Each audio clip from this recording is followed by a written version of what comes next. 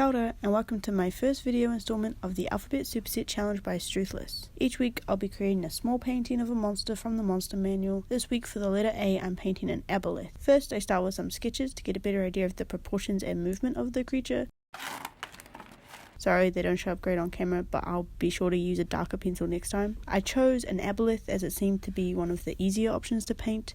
Other potential subjects were Aarakocras, but I don't want to paint feathers or humanoid shapes, and I didn't choose angels for the same reasons. I could have chose animated objects like armor or a sword or a rug, but I wanted to paint a monster, not a rug.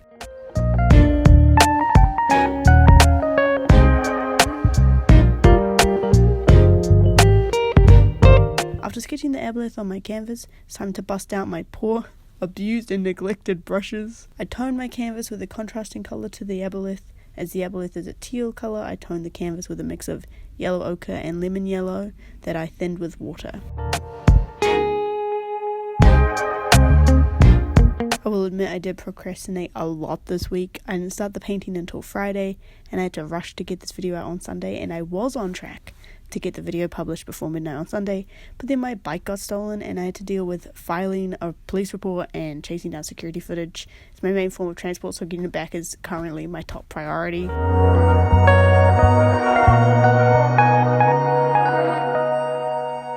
I haven't painted anything in over a year, and getting back into it is really very daunting, along with committing to a 6-month creative project and starting a YouTube channel to share my art and hopefully motivate me to be more consistent in making stuff.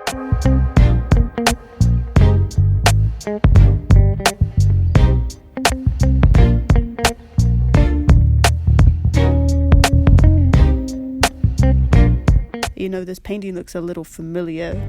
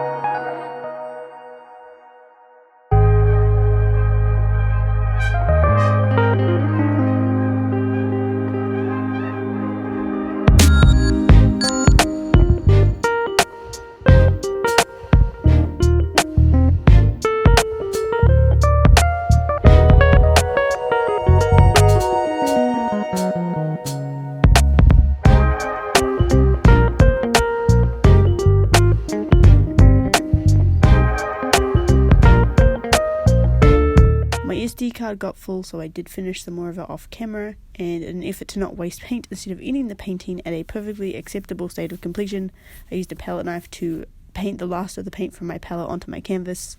I then became worried that this had left the painting a muddy and illegible mess, and I had to walk away from it for the rest of the day. The next day I came back to the piece with some coloured pencils to add some more detail to the Aboleth and a contrasting outline to make the shape more readable.